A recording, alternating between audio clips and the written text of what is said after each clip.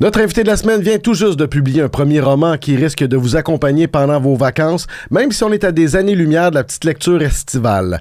Avec Les Ravisseuses, Charles Dionne propose un thriller d'horreur haletant racontant une partie de chasse entre amis cultivant un terrible secret. Salut Charles. Salut. C'est-tu un bon résumé? C'est un très bon résumé. OK. Ben, ça, dans le fond, c'est pas...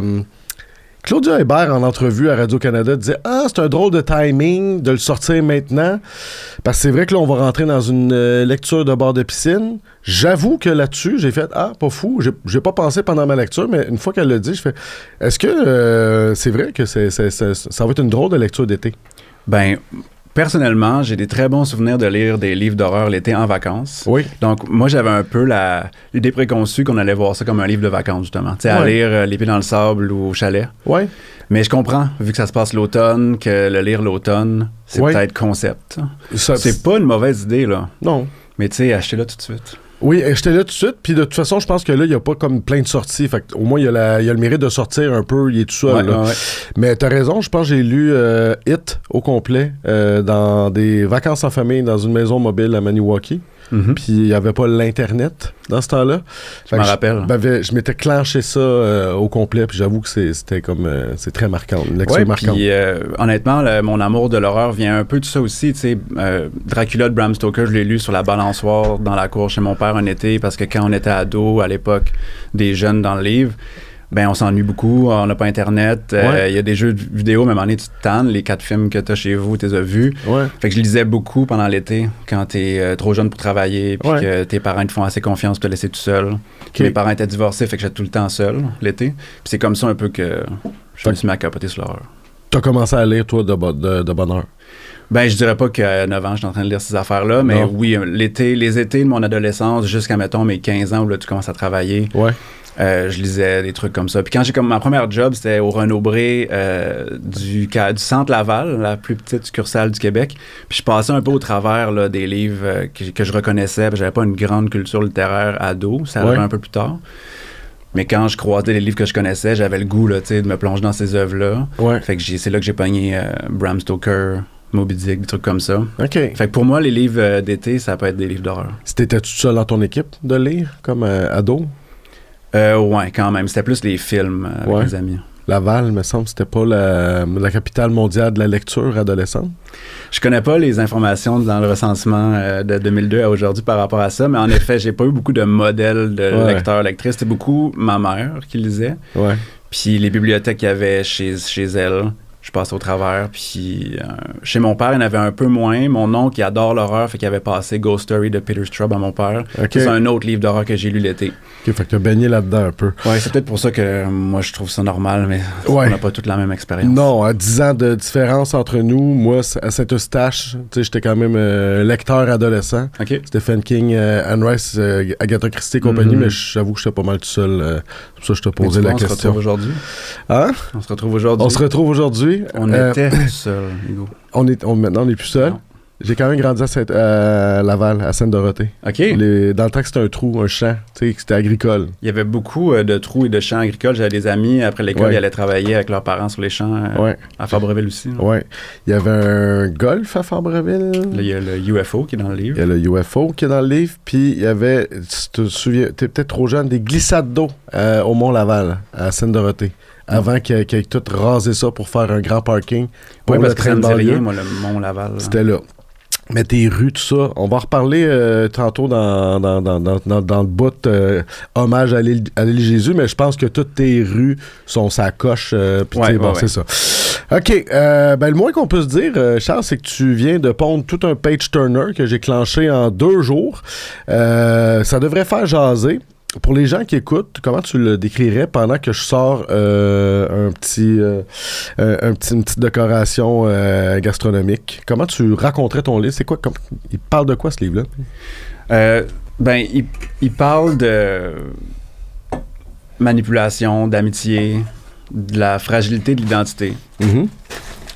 Parce qu'à la base du livre, il y a plusieurs objectifs un peu naturels qui me sont venus. Premièrement, d'écrire un livre d'horreur qui se passe dans la banlieue où j'ai grandi, parce que comme enfant de la banlieue, j'ai toujours eu l'impression que j'étais proche de basculer dans la catastrophe à Laval. On est beaucoup... Tu sais, c'est vraiment moins populeux qu'une ville comme Montréal, Laval, mais l'étalement urbain est tellement horizontal que tu es tout le temps un peu dans des bâtiments vides, surtout après 5 heures, tu sais. Fait que dans les quartiers industriels, désert à 7 heures le soir, l'été, j'avais tout le temps l'impression qu'on était sur le bord de vivre une catastrophe. Il y avait quelque chose d'angoissant là-dedans. Les maisons en construction aussi, où on allait chiller, puis on se coupait sur des clous qui traînaient à terre. Ouais. Plein d'autres histoires à raconter sur ces lieux-là, mais il y a ça à la base, tu sais, que la banlieue, pour moi, il y a un potentiel d'horreur. C'était Fabreville, toi, dans le fond. Oui, Fabreville. Okay. Bon, excuse pour le bruit. Je te dérange dessus. Excuse-moi. Des chips, parce que il est question de chips aussi dans ce livre-là. C'est même central, je dirais. En fait, ça part de ça. Fait que beaucoup. Ça, je veux pas donner des punchs, là, mais Vous comprendrez quand vous l'aurez lu. Est-ce qu'on peut quand même dire que c'est un vol qui dérape bon, fait que là, c'est... En gros, dans le coin où j'ai grandi, il y avait beaucoup d'emprises d'Hydro-Québec qui quadrillaient le quartier, dont une qui longeait la 440. Puis autour de l'emprise, il y a des boisés. Ouais. On jouait beaucoup dans ces boisés-là, sans supervision. Puis à un moment donné, dans le boisé, t'es arrivé aux clôtures qui donnaient sur le stationnement des commerces qui, eux, donnaient sur la voie de service de la 440. Je sais que c'est peut-être compliqué pour ceux qui n'habitent pas à Laval, mais en tout cas, on se rendait jusqu'à des clôtures et qui donnaient sur des commerces, des industries, des usines, et il y avait une usine à chips. Ouais. Et pas moi, là, mais des gens que je connais ont déjà sauté la clôture pour en voler. Pour aller chercher des chips. Donc, c'est inspiré d'un fait vécu, mais pas moi, sans pas toi. Non. Parce que toi, t'es pas... non, moi, je lisais chez nous, comme je disais. Tu lisais, alors t'as jamais rien volé. Non. Sauf quelques cœurs, peut-être. Est-ce que c'était sorte, sel et vinaigre et nature? Sel et vinaigre, oui. Nature, je vois pas le but. Un peu, oui. Ben, tu sais, donc, c'est du ça. sel. C'est du sel, pas mal. Ouais, OK. Mais sel et vinaigre sont là si t'en veux. Thanks. Là, bon, on peut quand même dire ça. C'est 4 amis qui se tiennent ensemble. Annabelle, Philippe, Walid et Rémi. Walid, c'est un peu le petit nouveau qui se fait embarquer dans la gang. Ils vont justement dans ce parc-là, spot des chips, veulent les voler. Et là, ça, c'est le bout que je dirais pas, mais... Ça devient leur projet de l'été, tu sais. Ça devient un projet. Puis on les retrouve adultes à la mi-trentaine. Ils vont à la chasse. On comprend que c'est une tradition qu'ils ont. Ouais. Qu'Annabelle a toujours été attirée par la nature. Elle les a beaucoup traînés à randonnée. Puis à un moment donné, elle a mis les mains sur un terrain comme ça. Ouais. Ils allaient camper là, comme camp de base pour faire de la randonnée. Ils ont fini par construire une petite cabane. C'est là qu'ils chassent depuis peut-être une dizaine d'années. Puis la fin de semaine se passe quand même assez mal. On comprend que ces gens-là, ils sont tenus ensemble par quelque chose qui les dépasse peut-être parce qu'ils n'ont pas l'air de s'aimer tant que ça. C'est l'euphémisme de l'année. Ça se passe très mal, en fait. mais oui, mais ça part aussi dans toutes les directions. Puis là, je pense qu'on peut assumer ou sans rien vendre qu'on a aussi une dimension surnaturelle. Absolument, oui. Qui c'est de l'horreur surnaturelle. Ouais. C'est ça que j'avais envie de faire. Je trouve qu'il y a de l'espace pour faire ce genre d'histoire-là au Québec qui n'est pas trop occupé. L'horreur surnaturelle, parce qu'il y a beaucoup d'horreur. Il y a des grands auteurs, des grandes autrices québécoises d'horreur. Les contes interdits qui font leur pain et leur beurre avec ça, Sénécal, tout ça. Mais j'avoue que là, on n'est pas dans le même registre du tout, effectivement. Même André Amichaud qui est beaucoup dans l'horreur en forêt. Là. J'ai vu une parenté avec Baignade dans ton récit. Ouais. OK. C'est voulu ou toi, tu t'inspires, c'est des gens qui... dans ces récits-là. Okay. Évidemment, j'ai vu une parenté avec Stephen King dans It ou même Stand By Me, un peu sur l'espèce de... d'ados, là. Ouais, gang d'ados. Mais quelque chose d'assez sombre. Exact. Qui sont unis par un drame ou par une tragédie. Je suis même retourné revoir certains passages après ma lecture au début, pour m'aider à comprendre. Fait que, tu sais, je suis d'accord, je vais citer et partager l'enthousiasme de Claudia Hébert, chroniqueuse culturelle à Tout un Martin, qui a dit « Je l'ai dévoré, ce livre m'a avalé tout cru, il m'habite encore. » Mais c'est vrai que 2 jours après, tu fais « OK, mais là, comment ça? Pourquoi c'est arrivé de même? » J'imagine qu'il y a une part que tu laisses une part d'interprétation aux gens. Tu refermes pas toutes les portes à la fin. L'outil narratif que j'ai décidé d'employer pour raconter mon histoire, c'est le point de vue extrêmement proche du personnage. T'sais, on est focalisé dans les personnages puis on saute d'un personnage à l'autre, ce qui fait qu'on n'en sait pas plus qu'eux ou qu'elle. Donc ça, je trouvais que c'est vraiment le plus fun pour garder un sentiment de mystère, d'inconnu, puis de faire naître la peur de ce sentiment de mystère et d'inconnu-là. Le fait de justement pas comprendre, d'être devant quelque chose de plus grand que soi. Là. C'est pas juste un petit fantôme, il y a quelque chose de vraiment gros qui nous dépasse, puis ça fait fucking peur. Oui, puis on comprend même à un moment donné les ravisseuses, l'origine, en tout cas, on interprète moi, je l'ai interprété à ma façon, mais on dirait que c'était pas si clair non plus. Là, ça, c'est un peu agaçant comme entrevue, mais c'est pas grave. Allez le lire, oui, c'est ça. Mais en tout cas, ce que je peux dire à ce sujet-là aussi, c'est qu'on n'a pas l'espèce de trope du film d'horreur où un vieux sage ou une vieille sage va nous sortir un vieux livre poussiéreux pour nous expliquer toutes les règles de comment battre les méchants. Ouais, non, c'est ça. Ça, je voulais éviter ça. J'ai essayé des variantes de ça qui fonctionnaient vraiment pas, à mon avis. Ouais. Donc, ça a été retiré. Puis j'ai décidé de vraiment me concentrer sur ce qu'on appelle parfois un monologue narrativisé. Là, c'est un il, c'est un elle, mais on pourrait le remplacer par un je. Okay. C'est des limites de la focalisation sont les mêmes qu'un je. Quand tu parles de la focalisation, ça, c'est dans le fond le fait qu'on suive l'histoire à travers les perceptions de Annabelle, Philippe, Walid et Rémi. Ouais, les chapitres commencent avec le nom du personnage, puis c'est ce personnage-là qu'on suit pendant le chapitre. On a juste les informations que lui ou elle a, etc. C'est pas des personnages nécessairement attachants et, tu sais, c'est peut-être trop gros de dire des anti-héros, ils soignent de normalité, mais aussi on creuse à un moment donné, puis on n'est pas sur des... c'est pas toutes des bonnes personnes. C'est pas toutes des bonnes personnes, puis j'ai choisi aussi des personnages qui sont...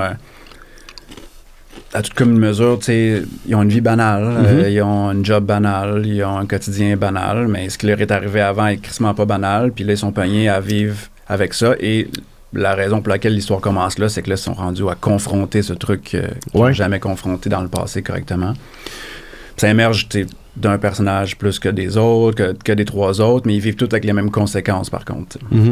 As-tu fait comme journaliste, moi, je fouille avant... Je sens que tu as fait la même affaire pour même... Tu as un de tes personnages, Annabelle, qui a une double vie un peu tordue, où je pense que je reconnaissais des codes de quelque chose d'assez réel dans cette espèce de kink-là qu'elle fait de son bord, que je vais pas spoiler, mais est-ce que j'imagine tu fais des recherches dans ce temps-là, tu fais des entrevues, comment tu travailles? Ouais, moi je crois beaucoup à la recherche sur le terrain, puis un des avantages de la vie d'auteur puis de scénariste, c'est que tu peux vivre la vie des gens que tu approches pour avoir des informations sur leur réalité. Puis vu que tu es auteur, ben c'est rare que tu te fais dire non. Là, les gens se braquent moins que quand tu es journaliste. T'sais. Ça, c'est clair. Pour un livre, c'est comme les gens, ils sont contents. Pour plein de projets différents, j'ai fini par vivre la vie de vigneron pour un projet que je voulais qu'il se passe sur un vignoble. J'ai posé plein de questions à des policiers, des policières, des enquêteurs, des enquêtrices pour Alerte quand j'écrivais là-dessus à l'époque. Fait que j'ai fait la même chose pour le livre. Le côté plus simple, c'est que Fabreville, j'ai vraiment grandi là. Donc, toutes les rues, c'est des vraies rues. Les lieux, c'est les vrais lieux. Les activités, la dynamique de groupe, celle que j'ai connue, ben pas telle que dans le livre exactement, là, mais le genre de dynamique de groupe où tu vas au camp de jour, puis après avec tes amis, tu restes ensemble jusqu'à l'heure du souper. T'es tout le temps tout seul à peu près à ces heures-là. Fait que c'est vraiment dans le but d'ancrer l'histoire dans un réalisme très concret. Puis de faire émerger l'horreur de ce réalisme-là pour qu'il soit le plus glaçant possible, parce que moi, c'est ce qui fonctionne le mieux pour me faire peur, c'est quand on est dans une histoire qui est vraiment située concrètement, et de ça émerge l'horreur. Il faut que tu t'auto-fasses peur quand tu fais ça? Je m'auto-fais pas peur. Non? On me demande beaucoup pourquoi j'écris des affaires violentes de même. C'est un intérêt personnel là, que j'explique plus ou moins. Ouais. Est-ce que c'est obligé d'être expliqué? Ben, je pense que la réponse, j'en ai parlé brièvement au lancement mercredi dernier, mais la réponse la plus honnête, c'est je sais pas pourquoi j'aime autant ça, puis pourquoi les histoires les plus personnelles épousent la forme de l'horreur. Mais les trucs qu'on comprend pas comme auteur, il faut quand même un petit peu réfléchir et les analyser. Fait que j'ai plusieurs théories. Là. La théorie la plus ancienne, c'est que j'ai été mis en contact avec des récits d'horreur à des moments charnières de ma vie. Au moment du divorce de mes parents, quand j'ai 10 ans, ma mère, elle a loué par accident Le Sixième Sens. Parce qu'elle s'est dit Bruce Willis, nice. Puis par accident, parce que c'était... Parce qu'il n'y a pas de bande-annonce à l'époque, il n'y a pas de YouTube ou de checker. T'avais 10 ans? J'avais 10 ans. Quand même un gros film, là. Oui, puis tu vois, c'est comme ça aussi dans Le Sixième Sens, les morts, on sait pas qu'ils sont morts avant qu'on voit les signes de leur propre mort. Fait que le petit gars qui dit au personnage de le suivre, il a l'air normal, il a l'air de venir d'une autre époque un petit peu, mais il a l'air vivant, puis quand il se tourne, puis on voit le trou dans sa tête, on comprend qu'il veut lui montrer le fusil de son père, mais probablement qu'il s'est tiré accidentellement avec. Ça m'a vraiment fait peur. De pas avoir le truc fantomatique, onirique, transparent. Fait qu'il y a ça.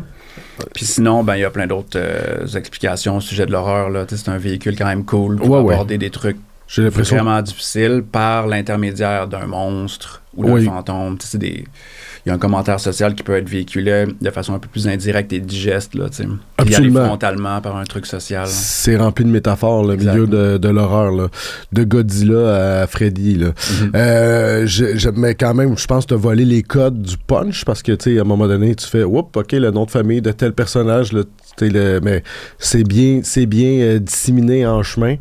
Ça m'a fait penser, j'ai vu l'excellent Micromage, je fais de l'autopromo d'Urbania, de Rafi sur le satanisme en fin de semaine. Puis les adeptes de satanisme, ben c'est ça qui revenait, c'est qu'ils étaient comme... On a juste développé un intérêt dans notre jeunesse pour ce type de film-là, de ce type de culture-là populaire, parce que ça reste que c'est un peu ça aussi. Là. Moi, puis de toute façon, Satan, quand tu commences à t'y intéresser, tu réalises que c'est un ange déchu, parce que oser remettre en question la parole de Dieu, c'est un symbole quand même de la critique. C'est ça. Une forme de lucidité puis de remise en question du pouvoir. C'est une figure assez positive, en effet, là, quand tu la regardes un peu comme ça. Qui prend pas tout pour du cash, qui remet en question. Lucifer, ça signifie porteur de lumière. Là. Ça ne signifie pas crise de gros trou de cul. Là. On est-tu sataniste? J'ai rien contre. Tu ferais... Ah oui, on fait notre coming out. Je suis sataniste. OK, Rafi, elle va se sentir moins seule, parce qu'habituellement, tu sais... Je vois encore une personne qui se sent plus seule. Ouais. Alors, nous autres, là, ce qu'on veut faire, c'est tendre des ponts, tendre la main. Le livre, Charles vient de sortir, mais la réception semble déjà bonne. Goodread, ça peut plus. Nice. Tu vas-tu checker ou? Pas vraiment. On dirait que j'ai peur de tomber. J'ai vu beaucoup de gens autour de moi mettre la main dans l'engrenage des commentaires sur les réseaux sociaux. Ouais. Puis moi, ce qui m'importe, c'est que j'ai pris le temps qu'il fallait pour l'écrire puis que je suis fier de ce livre-là. T'es content du résultat. Après, je pense qu'il m'appartient plus puis je vais pas pouvoir infléchir la volonté l'appréciation des gens. Ben, c'est plein de sagesse, mais tu pourrais quand même aller sur Goodreads l'esprit tranquille. Okay, cool. C'est plutôt flatteur et plutôt bon parce que là, quand tu viens de le finir, d'aller voir comment les gens l'interprètent un peu sans trop spoiler, ça m'a aidé. Mais toi, tu savais donc avant la publication que tu tenais de quoi de bon, là, à un moment donné? Je sais pas si je savais pas que je tenais de quelque chose qui allait être apprécié autant que moi j'appréciais ce livre-là. Ouais. Mais j'ai décidé de prendre mon temps avec le cartonier qui était avec moi depuis le début. Ça fait comme 6 ans que je travaille là-dessus. On a trouvé les premières ébauches de contrat dernièrement, juste avant la sortie, puis ça date de 2019, fait que ça fait un bout. Donc j'ai pris mon temps, je voulais pas rusher ce projet-là, ce qui donne la satisfaction de sortir le truc, qui est vraiment ce que je voulais sortir. Oui, ça c'est tout à ton honneur. Il y en a qui veulent sortir plus souvent pour aller faire du karaoké dans des salons du livre. Je nomme pas de nom, mais il y en a qui prennent moins leur temps. À quelqu'un, oui, mais c'est pas... Des fois, c'est juste... ça t'est venu d'où cette idée-là? Ça me vient d'une obsession. Tu sais, les auteurs, on a toutes nos obsessions, là. Surtout que ce qui est le fun avec l'écriture, c'est qu'on se rend compte de nos obsessions des fois quand on réalise, quand on regarde sur quoi on écrit depuis un bout, surtout les projets personnels. Puis mon obsession la plus profonde, je pense, c'est le thème de l'illusion de l'identité, là, tu sais. De se poser la question, qu'est-ce qui est intrinsèquement le fruit de ma personnalité ou qu'est-ce qui est juste le fruit d'une série d'hasards, d'expériences passées, de plein d'autres trucs. Puis là-dedans, ben, les personnages, ils ont vécu un truc horrible, qui ont de la difficulté à intégrer à leur identité. Il y en a qui rejettent complètement. Si quelque chose d'extrêmement... Est-ce que je peux rejeter de mon identité un truc que je me souviens pas d'avoir fait? Est-ce que je peux rejeter de mon identité un truc que je savais pas que j'étais capable de faire? T'sais, si je savais pas que j'étais capable de le faire, comment j'aurais pu choisir de le faire? Et si je l'ai pas choisi de le faire, donc ça peut pas être moi qui ai fait ça. Fait qu'ils sont pognés dans différentes réponses à cette question-là. Puis le livre, vu qu'on est dans l'horreur, moi je pousse ça un petit peu plus loin. Je me demande, je trouve ça intéressant de me demander, ben au contraire, les moments où on se reconnaît le moins, est-ce que c'est pas les moments où on est le plus nous-mêmes? Quand tout le dispositif d'autocontrôle qu'on a mis en place depuis qu'on a une conscience, ben, sur moi, s'effondre momentanément. Ta vraie nature, la nature la plus vraie, la plus crue, puis quand tu vois ça, des fois, ça fait peur. Oui, effectivement. Le livre est beaucoup là-dessus, sur cette obsession-là, camper en banlieue, comme je disais tantôt, parce que j'avais envie de faire un livre d'horreur qui se passait en banlieue. Puis tu disais, tu viens de mentionner le mot poignet ensemble, mais c'est vrai qu'au début, au début de ma lecture, j'ai 4 bons amis, puis à un moment donné, OK, c'est 4 personnes qui sont un peu poignées, jusqu'à quand il y a un personnage qui a tendance à vouloir s'éloigner du groupe. les autres n'aiment pas ça, là, parce que là, c'est comme un peu inquiétant de voir quelqu'un sortir qui ont un secret, puis là, c'est pas tant de l'amitié puis de la jalousie que... Est-ce qu'ils sont ensemble tous pour se checker, dans le fond? C'est un peu ça, fait qu'il y a comme une paranoïa qui sous-jacente. Tu savais-tu où tu t'en allais? T'as-tu un plan? Comment tu travailles, toi? Le plan a changé au fur des versions. J'avais un plan... Je te dirais que la courbe comme vraiment macro du livre est restée quand même semblable. Mais mes bébites ont changé, mes effets d'horreur ont changé, les personnages en tant que tels ont changé, des choses qui ont été figées très tard. Ouais. Ça, c'est le luxe que j'ai pris de réécrire beaucoup, de donner une version aux cartaniers qui sont dans l'extrême générosité puis qui prennent le temps de faire ce genre de discussion-là, même si on n'est pas du tout en train de travailler dessus vraiment dans le but de le sortir bientôt. Fait qu'au fil du travail, il y a eu beaucoup de changements. Puis à un moment donné, je me suis arrêté sur une structure qui me semblait finale. Puis là, j'ai fait une autre version.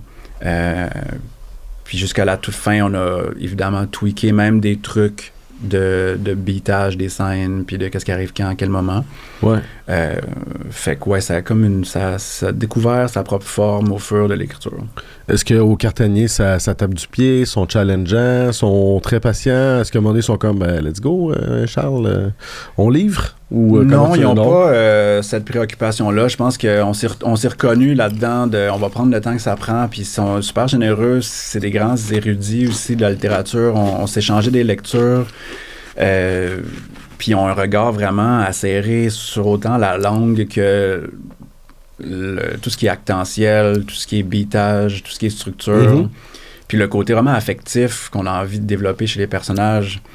S'il y a des gens qui ont lu le livre proche de moi, mon but, c'est qu'on vive des émotions. Il y a de la tragédie là-dedans pour les personnages.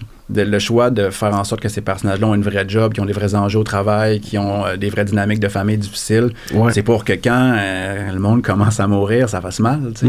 Parce que si c'est juste des personnages interchangeables, il n'y a pas d'enjeu. Oui, puis c'est un voyage que la Cartanier fait aussi, qui sont pas habitués. Ils ne versent pas nécessairement tout le temps dans ce style-là. Fait que pour eux autres, ils explorent de... Oui, ils sont en train d'ouvrir là, avec leur collection parallèle. Ils ont fait sci-fi, ils ont fait roman noir. Puis là, c'est le premier qui est titré horreur. Bon, on en parlait tantôt de tes influences. Je pense que tu as même, tu sais, bon, il y avait Mariana Enriquez, Lovecraft, Stephen King, Baignade d'André Michaud. Là, tu me parlais de proie. Tu as amené une couple de livres. Écoute, t'es fin. Je t'ai même pas demandé ça, je tiens à dire. C'est toi que spontanément, tu t'es dit, tiens, mes influences. Probablement qu'on va me poser des questions sur mes influences. Oui. J'avais envie de rendre hommage à une couple de livres qui m'ont habité pendant l'écriture. Okay. Depuis longtemps. Puis aussi de voir un peu la variété, là, des trucs comme Le Maître des illusions de Donna Tartt. On n'est pas dans l'horreur, mais des fois on est proche, on est vraiment dans le thriller. Ouais. Un groupe c'est des amis, ont tué un des leurs, puis ils cachent ça, puis là tu suis toute leur vie. Ouais. Fait qu'il y a des trucs comme ça où on va voir des parentés avec les ravisseuses. Ouais. L'Outsider, c'est vrai, j'avais pas fait le lien. Mais moi, Stephen King, j'aime beaucoup ses livres récents. Ah oui? Ça, c'est rare. Ils sont encore, je trouve que la force de Stephen King, c'est d'inventer des lieux qui sont automatiquement vrais, des personnages qui sont automatiquement vrais. On n'a pas besoin de passer 2000 heures avec eux autres pour les aimer tout de suite. Avec une ville fictive, par contre. Mais le sentiment de vérité puis de réalisme concret, il est super bon. C'est une description de l'arrière-pays, là, un peu américaine. C'est ce que j'aime, moi. Du Maine. Puis dans l'Outsider, ce qui est cool, en tout cas, bon, les Français ont décidé de le traduire de même, l'Outsider, c'est que c'est très récent. Ils ont des téléphones cellulaires, des téléphones intelligents, là. Puis ça, c'est aujourd'hui. Il y a même eu une adaptation de HBO, si je ne me trompe pas, qui fonctionne assez bien. Okay. Créature de shapeshifter. Fait que j'ai beaucoup d'admiration pour un auteur qui travaille depuis aussi longtemps puis qui est encore capable de sortir des trucs originaux qui sont efficaces. J'avoue que c'est le dernier que j'ai lu de lui qui me foutait un peu la chienne. Oui, il y a des moments où... Mais c'est sur un peu l'identité, tu sais, vu qu'il est shapeshifter. OK. Il y a des shapeshifters dans mon dernier livre aussi, mais c'est un autre genre complètement. Sinon... Lovecraft, je pense que je l'ai entendu. J'ai vu Claudia, je pense qu'Hébert à Radio-Canada elle avait fait référence. Ou c'est même directement dans ton livre. Oui, c'est écrit direct dedans. OK. Ceux qui sont pas là, Shirley Jackson, La Maison Hantée. Là, on est plus dans... Les deux derniers, on est plus dans des histoires de maisons hantées. Là, Mapping the Interior de Stephen Graham Jones. Si je me trompe pas, c'est son premier. C'est un novella, c'est tout petit. C'est un enfant qui se met à voir son père chez lui après sa mort. Dans des habits traditionnels des Premières Nations. C'est vraiment bien fait. tout dans l'émotion. C'est ça qui m'a beaucoup aidé, là. On est vraiment dans l'affectif. Notre part de nuit, pour moi, j'y suis revenu à plusieurs reprises. C'est un gros livre, là. Je ne sais pas combien de pages, peut-être 680, mais je l'ai lu 3 fois. Il y a quelque chose on est avec les personnages, on ne nous explique rien, puis on les regarde aller, puis on comprend leur vie. Ouais. Ça s'ouvre sur un père et un fils en road trip. Ils s'en vont, ils sont un peu, il faut qu'ils se cachent. Il y a une dictature au moment du récit. Puis on comprend par ce qui arrive au père que Christ est un médium. Il voit des morts. Puis il est en train de réaliser que son fils, qui a 8-10 ans, lui aussi, commence à les voir. Puis ça, il est pas super content, son père, il espérait qu'il n'avait pas le don, son don, parce que ça veut dire plein de choses horribles pour son avenir que lui a vécu, puis dans les dynamiques de pouvoir dans lesquelles lui est pogné. Fait que ça, il n'y a pas d'explication hors de la focalisation du personnage. C'est ça que j'adore dans Mariana Enriquez, c'est qu'on suit les personnages puis on comprend. On prend pas le spectateur, lecteur, lecteuriste par la main, on comprend avec eux autres. T'sais. Trouves-tu qu'on écrit souvent ce qu'on est en train de lire? Tu sais, comme moi, mettons, si j'écris puis je viens de lire 3 affaires, ben ça va teinter un peu. Oui, c'est pour ça qu'il faut être très judicieux dans le choix de lecture pendant qu'on écrit, en effet. Fait que c'est important pour toi de garder ça en tête, de plonger dans ce genre de trucs-là pour donner les ravisseuses. Oui, exact. De choisir qu'est-ce que j'ai envie d'avoir comme influence, comme direct à l'écriture. J'ai trouvé ça rafraîchissant à l'ère de l'autofiction, un roman de genre qui ose nous amener dans le surnaturel, ça nous tient en haleine, tout ça. C'est quand même un pari risqué. On est quand même pas à l'ère du roman de genre. Fait que toi, c'était évident. Au Québec, on n'est pas à l'ère du roman de genre, mais je pense que dans plusieurs communautés linguistiques, on l'est, là. Ouais. Je vais citer Claudia Hébert à nouveau, un roman qui nous garde accrochés parce que les réponses sont égrenées. Tu sais, j'abonde, c'est comme un peu distillé, tout ça. Mais trouves-tu, toi, ça? Puis t'es pas obligé, sans jeter personne sur le devant que les le réponses boss. sont égrenées? Non, on est quand même dans une ère où, si tu veux comme vendre beaucoup de livres ou faire de l'argent, tu vas faire une on est dans l'autofiction, c'est ça qui cartonne dans la librairie. Moi, je suis tout le temps content quand je vois un livre comme le tien sortir, parce que premièrement, je me dis, bon, ben, ça prend quand même... c'est du travail à inventer quelque chose aussi qui n'est pas nécessairement collé sur sa réalité. Ou, je pense qu'il y a différents courants là, dans la littérature contemporaine. En effet, il y a un courant sur l'autofiction qui, comme n'importe quel courant, parfois il y a des livres extraordinaires, puis parfois il y a des livres un peu plates. Là, comme n'importe quoi, il y en a aussi dans l'horreur. Mais c'est vrai que j'avais envie d'écrire ce que j'aurais aimé lire. Des fois...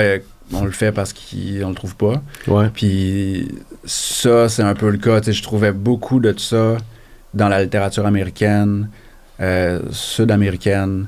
En France, il y a un petit peu d'affaires qui se passent, là. Mais au Québec, c'est plus tough. J'aime beaucoup les livres d'horreur, slasher, gore. Mais le truc... Même le livre de fantômes, ils sont où les livres de fantômes québécois? Il n'y en a pas ben. D'extraterrestres, mettons. N'importe quoi comme ça.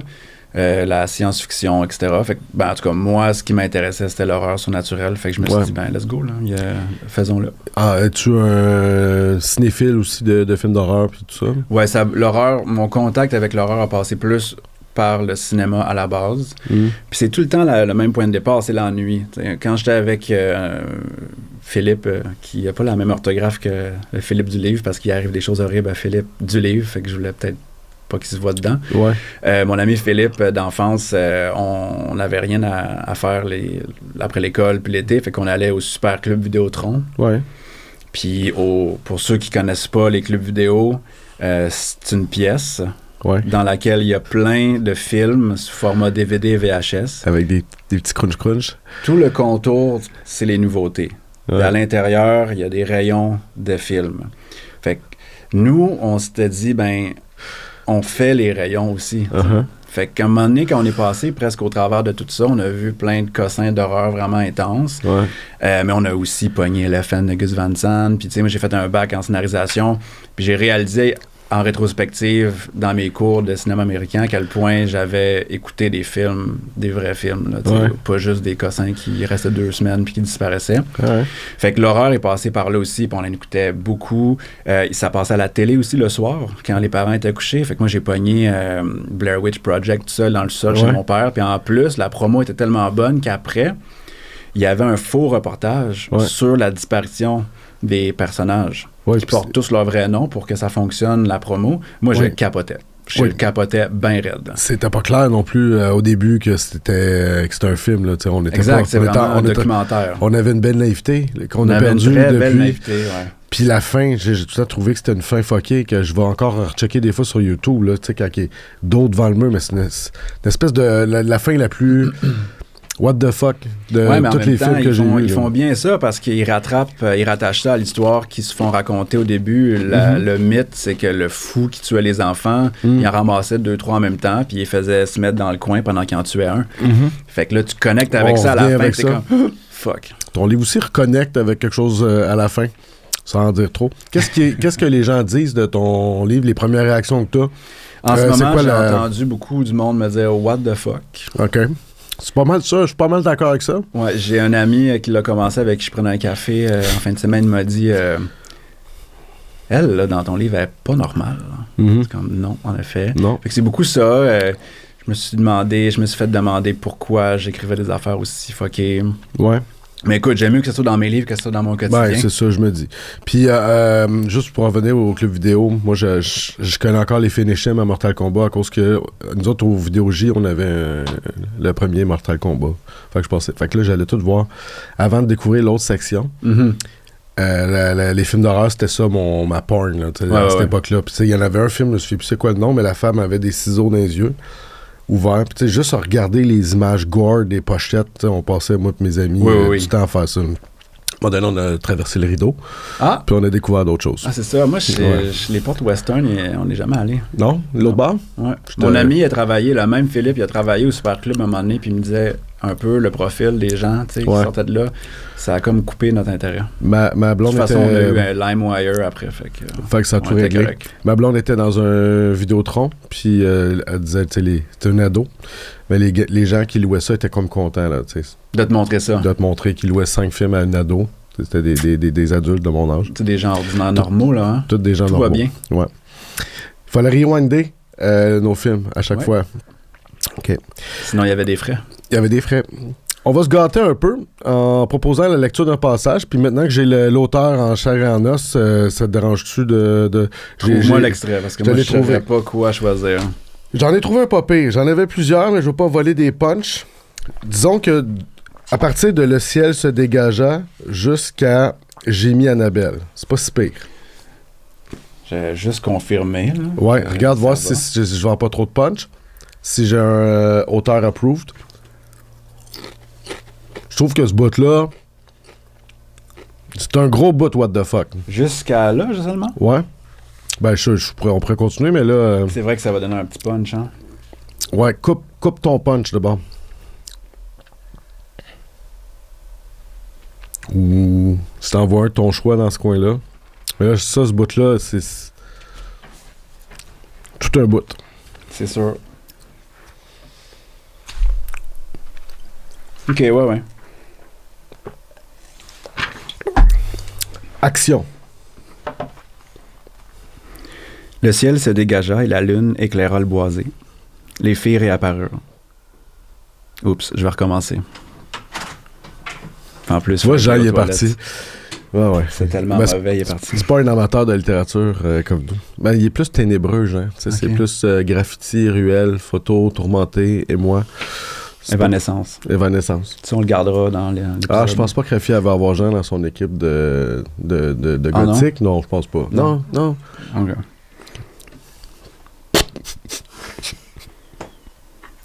Bon, je recommence. Oui. Le ciel se dégagea et la lune éclaira le boisé. Les filles, réapparues, étaient tournées vers le bruit. Rémi reconnut le livreur, assis par terre près d'une souche, les jambes étendues, les bras le long du corps, les yeux rivés sur les filles. 2 disques laiteux. Un frisson courut sur sa nuque. Le livreur ne pouvait pas être revenu. C'était impossible. La mauvaise visibilité lui jouait des tours. « Papa ?» répéta Geneviève. La joie avait été anéantie, remplacée par la terreur. « Je m'excuse, dit Annabelle. » Rémi ne savait pas si elle s'adressait à Geneviève ou au livreur. Celui-ci s'agrippa à la souche et se leva dans un effort laborieux, tournant le dos aux filles et laissant voir le trou humide qu'il avait à l'arrière de la tête. Geneviève poussa un cri comme Rémi n'en avait jamais entendu, un hurlement qui se mua en une plainte horrible et stridente. Je voulais pas que ça se passe comme ça. J'ai mis Annabelle. On en dit-tu trop? Non. OK, mais c'est vraiment... C'est ça. Ça, c'est un gros bout quand même, là. C'est là que... Gros bout. Ben, c'est là qu'on switch parce qu'on voit, on installe tout ça. Et à un moment donné, ben c'est ça, là, on passe aux choses sérieuses. Tu commences à avoir des réponses, mais là, je mets des guillemets, parce qu'on finit le livre, on n'a pas toutes les réponses. Fait que... Ben, comme le conte Lecture hallucinée qui fait du commentaire littéraire sur Instagram a dit, il y a quand même une bonne, je connaissais pas l'idiome, valeur de relecture aux ravisseuses. Oui. En effet, tu sais, si tu relisais ou si on relisait, il y a une couple d'événements puis de situations sous une deuxième lumière. Oui. Ah, j'ai relu déjà le premier chapitre et je confirme que c'est un bon conseil. Le roman se passe au tournant du millénaire et c'est peut-être la dimension la plus autobiographique, j'ai l'impression, parce que c'est le début de l'adolescence des personnages principaux qui doivent coïncider d'une certaine façon à la tienne. L'époque des Grand Theft Auto, de PlayStation, des films comme The Craft, Scream 3, Avril Lavigne, Linkin Park, tu disais que t'aimais ça, Jackass, c'était ça ton monde culturel dans le fond. Ouais. Okay. Ouais. J'aurais pu devenir un de ces personnages-là avec le même background culturel. Ouais. Je suis vraiment allé chercher dans ce que moi j'écoutais, j'ai réécouté des Jackass, puis c'est comme ça que j'ai découvert une scène qui est extrêmement significative pour le personnage de Walid. Ouais. J'aurais pas pu mieux inventer le prank de Jackass à ce moment-là. Qu'est-ce qui était bon dans ce temps-là? Parce que quand je lisais ton livre, ça faisait du bien. On dirait que c'est-tu la fin d'une petite candeur où les PlayStation, il n'y avait pas 100 000 options. Tu jouais au PlayStation, on jouait à Final Fantasy ou je sais pas quoi. Là, mais on dirait qu'il y avait quelque chose de... Qu'est-ce qui était cool là-dedans? Ben, je pense qu'il n'y avait pas l'hyper-connectivité qui nous oblige à tout le temps retourner voir qui c'est qui nous a écrit ou qui nous a fact-checker tout, Wikipédia ou googler tout. Ça créait des petites communautés d'amis pour le meilleur et pour le pire, là, autour desquels on parlait de films qu'on écoutait, on pouvait... Puis aussi, il y avait comme des événements culturels, même. La télé, c'était un événement culturel, tu allais à l'école, tout le monde avait écouté l'émission de Dans une galaxie près de chez vous, puis on en parlait. Ou l'été, ben ça a beaucoup été des reruns d'été dans une galaxie près de chez vous. C'est un peu comme ça que ça a pogné à un moment donné. Fait que là, t'allais au camp de jour, puis t'es comme, si t'écoutais l'épisode, puis on mimait les blagues, puis non-brad, tout ça. Ben c'était vrai pour les jeux vidéo, c'était vrai pour les films, surtout les nouveautés. Fait que je pense que c'est ça, c'est que ça... On se crée une petite mythologie entre amis qui est difficile aujourd'hui dans... Qu'est-ce qu'il disait, Mounir, quand il était avec toi, là, la fracture de l'attention, ou je sais pas trop, là, terme exact. Là. Mais je le confirme avec mon gars, moi. Si je vais voir Avatar, là, ça dure 3 heures, je le perds 5 fois aux toilettes pour aller checker son téléphone parce qu'il y a le focus, le double écran, c'est rendu une plaie que moi-même, je suis tombé dedans. Mais oui. Ben, c'est pour ça, je pense, la valeur du cinéma, le vrai cinéma, c'est d'y aller puis de jouer le jeu pour vrai. Il y a des films, mettons, les films coréens de 2h30 qui sont très bons, là. Mais si je suis chez nous, c'est tough, là, sur mon écran de télévision normale, de pas aller aux toilettes, de pas faire comme « Ah, j'ai un peu soif, je vais faire pause. » Non, tu vas au cinéma, idéalement dans un cinéma indépendant où les gens, ils checkent pas leur téléphone, justement. Puis tu l'écoutes, là, No Other Choice, tranquille pendant 2h30, Amnette, puis tu pleures, là. Oui, puis ton histoire, tu vois que les jeunes, quand ils vont faire... ils ont un mauvais coup en perspective, mais tout ça, ils ont pas de sel, ça fait du bien, on le sent. Puis ça me téléportait, moi aussi, dans cette époque-là, où c'était la fin. On n'était pas longtemps avant, mais tu sais, début 2000. Eux, ils arrivent, c'est l'été entre le primaire et le secondaire, fait qu'à l'automne, à la fin de l'été, ils commencent leur secondaire. 2002. Eux, ils ont 1 an plus jeunes que moi, pour que ça fitte avec certaines références culturelles. Mon cellulaire, le premier, j'étais un peu en retard, je l'ai eu en secondaire 5. Puis c'était un téléphone, c'était un flip avec des minutes. Quand j'accrochais le piton Internet, je suis comme fuck, parce que si tu payais à la seconde là, ou au téléchargement de données. Tu as eu des bons parents, tu l'as eu tard? Ouais, c'est moi qui le payais. OK, quand même. OK. Après l'explosion d'hommages aux années 80 qu'on a vu dans plein de productions des films, c'est rare, je trouve, qu'on visite les années post-bug de l'an 2000, mais tu sais, je me disais même, je pense, la première fois je lis, bon, j'ai pas tout lu, là, mais quelque chose qui se passe dans ces années-là, puis ça fait du bien quand même, là, tu sais. Ouais, ben c'est étonnant, on choisit notre décennie, tu sais, je suis allé voir Malin Kicks, là, 2010, tu sais. C'est quand même spécial de se dire, ça fait pas si longtemps que ça, mais finalement, c'est quand même un film d'époque, là. Entre guillemets, là. En production, ils appellent ça comme ça. Mais oui, en effet, j'ai pas croisé beaucoup d'œuvres littéraires qui parlent de ces années-là. Moi, c'est des années qui ont été marquantes parce que je suis né à l'année où je suis né. Puis le 11 septembre, la fin, le bug de l'an 2000, tous ces trucs-là, là. Napster, etc. Oui. Ça me gosse des fois quand le monde me demande ça, mais je te le demande pareil. Tu sais, dans tes quatre amis, tu sais, il y en a-tu un que c'est plus toi? C'est-tu comme t'es distillé dans tout le monde? Comment tu le... je suis équitablement dans chaque personnage, mais des parties différentes. OK. Ça, mettons, Rémi, ça serait mon désir contre lequel je me bats encore, d'avoir cette vie normale, classique, celle qu'on attendait de moi quand j'étais ado. Papa avec ses filles. Puis avoir un enfant quand même vite, avoir une job stable, l'espèce de rêve. Puis moi, j'ai été prof au secondaire pendant 6 ans et demi, fait que j'ai pigé dans tous les enjeux dont Rémi parle par le biais du personnage d'Annabelle qui raconte ça. C'est des enjeux que soit j'ai connus personnellement ou que j'ai vus auprès de mes amis qui font ça encore. Notamment, l'idée que n'importe qui a un diplôme de secondaire 5 peut être dans les classes de secondaire maintenant, ben ça vient de moi. Ensuite, les autres personnages de différentes façons. Annabelle, le livre, par le biais du personnage d'Annabelle, c'est un livre sur le sentiment de solitude, puis la quête d'appartenance qui n'est pas assouvie. Parce qu'Annabelle est différente, on peut le dire. On est un peu dans le trope de l'enfant qui se découvre un don, là, puis qui est tout seul avec ça, sait pas comment ça marche. C'est cette quête d'appartenance-là, puis cette grande solitude au sein de mes prochains, d'autrui, que je suis allé mettre dans le personnage d'Annabelle. Avec des pulsions aussi. Ça, je prête pas que c'est tes pulsions à toi, là, mais je veux dire, c'est vrai que c'est un personnage très complexe. Peut-être celui qui a été plus fun à travailler. Là. Oui, absolument. Parce que aussi, elle a des moyens que les autres n'ont pas. Tu as choisi de camper une bonne partie de ton histoire à Laval, où tu as toi-même grandi. J'ai fouillé un peu, puis à part Plage Laval de Raphaël Germain, j'ai pas vu beaucoup de livres là, qui ont rendu hommage à l'île Jésus. Pourquoi c'était important pour toi de faire ça? Par souci de réalisme, c'était la seule.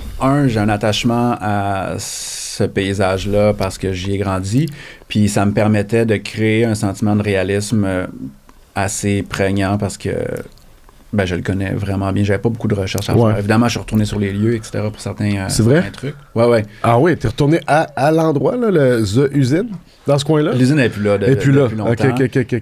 Il y a un lieu où je suis pas retourné qui apparaît brièvement dans le livre, fait que je sais pas s'il existe encore. C'est sûr qu'il existe encore, mais le chemin pour s'y rendre, il est encore le même? Maintenant, c'est toutes des maisons, parce qu'il y a ça aussi, là, la banlieue change. Fait que c'était quoi ta question? Moi je trouvais ça devait être important, mais c'est vrai que d'un point de vue c'est plus plausible. Tu racontes des affaires, des atmosphères que tu as déjà vécues. Je suis convaincu que tu as droppé un ou deux petits Easter eggs de rue, qui était la rue où tu as toi-même... j'ai regardé un peu les noms de rue, tout ça. Oui, c'est le sûrement que la tienne est passée dedans. C'est littéralement le coin où je jouais. Les maisons sont basées sur les maisons de mes amis, sur la maison de mon père. Tout était vrai par rapport à ça, le décor en tout cas. Ça donne un petit côté vintage aussi, pré-5G, intéressant avec la Récréatech, le Carrefour Fabreville. On parle pas du Carrefour Laval ici. C'était comment grandir à Laval? C'était plein de choses à la fois. Il y a un côté, l'individualisme poussé à son extrême, où on a toutes nos patentes. On a plein de voisins, mais on a tout. J'ai jamais vu mes parents emprunter un outil ou une tondeuse ou passer un outil ou une tondeuse à un voisin. Okay. C'est jamais arrivé. C'est peut-être juste mon expérience. C'est pas représentatif du reste de la banlieue, des banlieues, mais personnellement, moi, ça a été une expérience de grand individualisme duquel j'ai voulu m'extraire. Mais sinon, à l'enfance et à l'adolescence, un sentiment de liberté quand même assez satisfaisant où on est laissé à soi-même. Les parents divorcés n'ont pas beaucoup de temps, puis on est laissé à nous-mêmes, se promener à vélo avec des amis dans les parcs, jouer dans les friches, jouer dans les maisons en construction. Ouais. Il y avait un sentiment de grande liberté que, évidemment, comme la vie est faite comme ça, on s'en rend pas compte quand on le vit, mais on est nostalgique de ça plus tard, surtout à l'époque d'aujourd'hui. Tu décris un Laval qu'on médiatise peu, tu sais, qu'on est tout le temps encore sur le char modifié d'Oshie. Est-ce que ça te gosse un peu, le fait que Laval a mauvaise presse? Ou tu veux pas... Je dis pas que tu es en train de réhabiliter Laval, mais non, tu donnes une dimension cool, tu sais, quand même... vu par les yeux d'un groupe d'amis. Ouais, c'est ça. Ça me gosse pas qu'on parle de Laval comme le palais, le royaume des chars modifiés, parce que c'est ça aussi. En tout cas, surtout quand moi j'y étais. La Honda Civic avec des néons mauves, là, je l'ai vu souvent. Là. Le Fuzzy à Laval? Le Fuzzy, ouais. Dieu merci, c'est fermé ces places-là. Ouais. Donc non, ça me dérange pas. Je pense que oui, il y a beaucoup, beaucoup d'espace pour raconter d'autres aspects de Laval. Oui, c'est rafraîchissant justement d'en découvrir un nouveau qui sort de ces clichés-là, de ces stéréotypes-là. Tout au long du livre, on voit le film dans notre tête. Je pense que j'ai vu quelqu'un d'autre qui le mentionnait. Je sais pas si c'est la critique du Devoir, mais on voit aussi que tu reproduis certains cas du cinéma. L'enfant dans la voiture, je veux pas te voler des punchs, mais moi je le voyais, je voyais le film là, dans ma tête, puis je faisais le saut moi aussi. C'est-tu un fantasme d'en voir une adaptation? J'ai pas écrit ça du tout en ayant en tête d'en faire une adaptation. Je pense que c'est pas je pense, ce sont des langages différents, le langage cinématographique puis la prose romanesque. J'ai voulu épouser le plus possible la prose romanesque pour une raison aussi très simple, c'est que ça me donne une énorme liberté par rapport au projet en scénarisation que je fais, où là, le budget, on respire dans mon cou dès le moment où j'ai une idée de série ou de film. Je me respire moi-même dans le cou avec les idées de budget. C'est comme... Quand est-ce que je vais pouvoir faire ma série où ça se passe tout dans des hélicoptères? Jamais. Là, tu as un budget limité là, dans ton livre. Là. Dans mon livre, il n'y a pas ces questions-là, fait que c'était très satisfaisant. Et aussi pour des questions... comme je disais tantôt, de focalisation, comment choisir raconter? Par les yeux de 4 personnages, et des fois un 5e. C'est plus difficile à lander ce 5 points de vue aussi idiosyncratiques à l'écran. Absolument. Puis sans vouloir employer, mettons, non-stop des flashbacks en noir et blanc ou en sépia, ou avec une voix off qui dit à ce moment, ce que je me disais, c'était plutôt que... Alors que quand t'es focalisé, t'as le personnage, t'as ses sensations, puis c'est un livre qui est vraiment ancré dans les sens des personnages.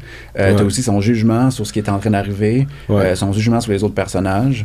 Ses souhaits pour le futur, comment ça va se passer après ça, etc.